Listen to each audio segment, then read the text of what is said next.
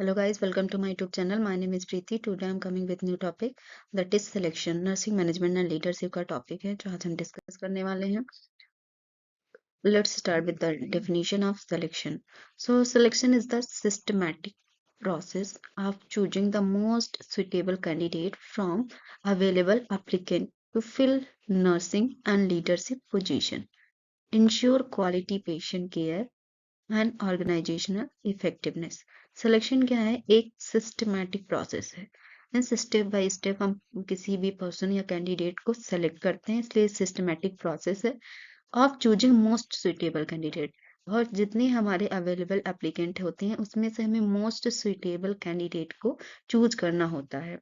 किस लिए करना होता है? टू फिल द नर्सिंग, जो नर्सिंग की पोजीशंस है, या कह सकते हैं कि जो नर्सिंग के लिए जो भी स्पेस उसको फिल करना, वैकेंसीज को फिल करना एंड लीडरशिप जो पोजीशन है उसको फिल करने के लिए हम सिलेक्शन करते हैं. साथ ही साथ क्वालिटी इंश्योर कर सकें कि क्वालिटी पेशेंट केयर, पेशेंट को जो सर्विस दी जा रही है that should be a quality of patient care and organisational effectiveness. और जितना ऐसा कैंडिडेट को सेलेक्ट करना है जो जिसकी वजह से जो ऑर्गेनाइजेशन है उसका उसको भी इफेक्ट हो, बेनिफिशियल हो, ऑर्गेनाइजेशनल बेनिफिशियल हो. So selection is in a nursing management is a structured process to hire the best fit candidate. Selection in nursing management क्या है? कि structured process है, मतलब एक systematic structured process है जिसमें हम हायर करते हैं एक बेस्ट फिट कैंडिडेट को. कह सकते हैं कि एक बेस्ट फिट कैंडिडेट को पर्टिकुलर पोजीशन या वैकेंसी या कह सकते हैं उसके लिए हम क्या करते हैं? सेलेक्ट करते हैं. That is called selection. Objectives of selection. So first one, appoint the competent and qualified nurse. First objective क्या है कि हम सिलेक्शन क्यों करते हैं कि हम अपॉइंट कर सकें कॉम्पिटेंट जो नर्स है, that should he and she should be competent and qualified nurse हो, तो उसको अपॉइंट करना एक ऑब्जेक्टिव है. Then ensure the quality patient care. So हम क्यों सिलेक्शन कर रहे हैं? क्योंकि हम बेस्ट फिट कैंडिडेट को सेलेक्ट कर रहे हैं जिससे हम पेशेंट को क्वालिटी ऑफ सर्विसेज प्रोवाइड कर सकते हैं. Then develop effective nursing leader. साथ ही साथ हम डेवलप कर सकते हैं एक इफेक्टिव नर्सिंग लीडर को. Then reduce staff turnover. Selection से हम क्या कर सकते हैं? प्रॉपर गुड सिलेक्शन से हम स्टाफ टर्नओवर को रिड्यूस कर सकते हैं. Then improve organisational efficiency. Organisation की जो इफिशियंसी है उसको इम्प्रूव कर सकते हैं या ऑर्गेनाइजेशनल इफेक्टिवनेस को इम्प्रूव कर सकते हैं. So these are the objectives. Then principles of selection. So कुछ प्रिंसिपल्स हैं जो हमें फॉलो करने चाहिए when we are selecting the best fit candidate. So first one, fairness and impartiality.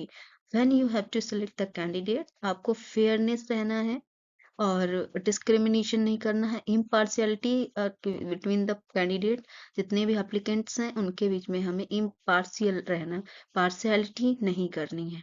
Then merit based selection. Selection हमेशा merit based करना चाहिए, personal point of view से नहीं होना चाहिए, या पर्सनल कांटेक्ट है अगर किसी से तो वैसा भी नहीं होना चाहिए.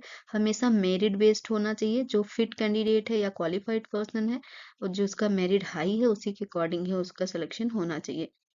Then job related criteria. जो भी हमारे जॉब के में क्राइटेरिया है, यानी कि हमें स्टाफ नर्स चाहिए तो स्टाफ नर्स के लिए क्या क्या क्वालिफिकेशन चाहिए, या क्लिनिकल स्ट्रक्चर के लिए, क्लिनिकल इंस्ट्रक्टर के लिए चाहिए तो उसके लिए क्या क्वालिफिकेशन और क्या होनी चाहिए, नर्सिंग ऑफिसर के जो, तो जो भी क्राइटेरिया है उसकी रिगार्डिंग ही हमें क्या करना होगा? सेलेक्ट करना होगा जो भी कैंडिडेट है. Then transparency. हमेशा जब भी हम सिलेक्शन करेंगे तो ट्रांसपेरेंसी होनी चाहिए बिटवीन द, जो भी ऑर्गेनाइजेशन के रूल्स रेगुलेशंस हैं वो क्लियर होने चाहिए. लेजिस्लेशन पॉलिसी जिस भी कैंडिडेट को हम सेलेक्ट कर रहे हैं उसके साथ क्लियर कम्युनिकेशन होना चाहिए. Then legal and ethical compliances. जो भी लीगल एंड एथिकल कॉम्प्लियंस हैं वो भी फॉलो होने चाहिए, लीगल डॉक्यूमेंट्स एंड जो लीगल एथिकल जो भी हमारे प्रिंसिपल्स हैं, रूल्स रेगुलेशंस हैं, वो सारे legal and ethical compliance fulfil होने चाहिए. So these are the principle we need to follow while selecting the best fit candidate. Then steps in selecting selection process क्या करते हैं? First step is to scrutiny of applicants. सबसे पहले हम vacancies देखते हैं। वैकेंसी अगर खाली है एप्लीकेंट की किसी भी पोजीशन की, तो स्क्रूटनी ऑफ एप्लीकेंट्स की, एप्लीकेशंस की क्या क्या वैकेंसी है, कहाँ और कितने एप्लीकेंट्स आए हैं, हमारे पास कितने फॉर्म्स हैं, एप्लीकेशंस देखना है। देन रिटन स्किल असेसमेंट, या फिर रिटन या स्किल असेसमेंट हमें करना होगा। रिटन टेस्ट करा सकते हैं, स्किल असेसमेंट कोई पैनल डिस्कस यानी कि पर्सनल इंटरव्यू कर सकते हैं। एंड देन असेसमेंट के बाद पर्सनल इंटरव्यू कर सकते हैं। देन रेफरेंस वेरिफिकेशन करना होगा, जो भी उनके डॉक्यूमेंट्स हैं या जो भी रेफरेंस है वो उसका प्रॉपर वेरिफिकेशन होना चाहिए। देन वेरिफिकेशन के बाद जिस भी कैंडिडेट को हमने सेलेक्ट किया है उसका मेडिकल एग्जामिनेशन होना चाहिए। मेडिकल एग्जामिनेशन के बाद ही पर्सन को फाइनली अपॉइंटमेंट किया जाएगा। तो सबसे पहले स्क्रूटनी ऑफ एप्लीकेशंस देखने हैं, रिटन एंड स्किल असेसमेंट करना है, रिटन टेस्ट लो या फिर स्किल असेसमेंट करना है, देन पर्सनल इंटरव्यू होना है, देन रेफरेंस वेरिफिकेशंस करने हैं, देन मेडिकल एग्जामिनेशन होना है, लास्ट में फाइनल अपॉइंटमेंट किया जाएगा।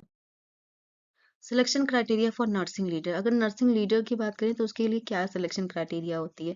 जैसे कि एजुकेशनल क्वालिफिकेशन, जो भी स्टूडेंट है या फिर अगर कोई स्टाफ है उसकी BSc nursing, MSc nursing, PhD, MPhil, जो भी जिस भी पोस्ट के लिए या ट्यूटर है, ट्यूटर की पोस्ट के लिए है, स्टाफ नर्स, नर्सिंग ऑफिसर के लिए, क्लिनिकल इंस्ट्रक्टर के लिए, तो उसके रिगार्डिंग जो भी उसकी क्वालिफिकेशन है वो प्रॉपर होनी चाहिए, ये एक क्राइटेरिया होना चाहिए। देन क्लिनिकल एडमिनिस्ट्रेटिव एक्सपीरियंस होना चाहिए, अगर वो हॉस्पिटल में काम करना चाहता है, एक्सपीरियंस ना चाहिए, आईसीयू में काम करना है या लिवर ट्रांसप्लांटेशन डिपार्टमेंट में करना है, तो उसके लिए एक्सपीरियंस होना चाहिए, या एडमिनिस्ट्रेटिव नर्सिंग ट्यूटर बनना है, जिस भी पर्टिकुलर पोजीशन के लिए वैकेंसी है उसके रिगार्डिंग उसके पास एक्सपीरियंस होना चाहिए। Then leadership and decision making skills, जो भी पर्सन को हम सेलेक्ट कर रहे हैं, he she must have the leadership quality, जिससे वो प्रॉपर डिसीजन मेकिंग ले सके एंड साथ ही साथ डिसीजन मेकिंग स्किल भी उसके अंदर होनी चाहिए। देन कम्युनिकेशन स्किल भी होनी चाहिए, कम्युनिकेशन स्किल्स इस पर्टिकुलर पर्सन या कैंडिडेट की अच्छी होनी चाहिए। देन प्रोफेशनल एथिक्स, जो भी उसका प्रोफेशनल एथिक्स है, वो भी रूल्स रेगुलेशंस जो भी हैं, प्रोफेशनल एथिक्स जो फॉलो किए जाते हैं, वो उस वो सारे रूल वो सारी एथिक्स जो है उस पर्टिकुलर पर्सन को पता होने चाहिए। So these are the criteria for nursing leader के अंदर क्या क्या होना चाहिए? Educational qualification, clinical administrative experience होना चाहिए, leadership and decision making skill होनी चाहिए, communication skills and professional ethics. Next one, importance of effective selection. अगर हम इफेक्टिव सिलेक्शन करते हैं तो उसका क्या इंपॉर्टेंस होगा? So improve the quality of care. Yes, अगर हम फिर बेस्ट फिट कैंडिडेट को सेलेक्ट करेंगे किसी भी पोजीशन या वैकेंसी के लिए, तो क्वालिटी केयर इम्प्रूव होगी। देन बिल्ड स्ट्रॉन्ग लीडरशिप, तो जो भी पर्सन है उस पर्टिकुलर पोजीशन के लिए वो लीडरशिप क्वालिटी होगी, तो स्ट्रॉन्ग लीडरशिप बिल्ड होगा। देन इनहेंस स्टाफ सेटिस्फैक्शन, जो स्टाफ्स हैं वो सेटिस्फाइड रहेंगे। एंड रिड्यूस ट्रेनिंग कॉस्ट क्या होगी? कम हो जाएगी, क्योंकि बेस्ट क्वालिफाइड पर्सन को हम ऑलरेडी सेलेक्ट कर रहे हैं, तो जो हमको अलग एक्स्ट्रा कोई भी ट्रेनिंग वगैरह देना नहीं पड़ेगा, तो ऑटोमेटिकली ट्रेनिंग कॉस्ट कम होगी। Then promote organisational growth, then organisation का ग्रोथ जो है वो प्रमोट होगा, ऑर्गेनाइजेशन की ग्रोथ भी बढ़ेगी।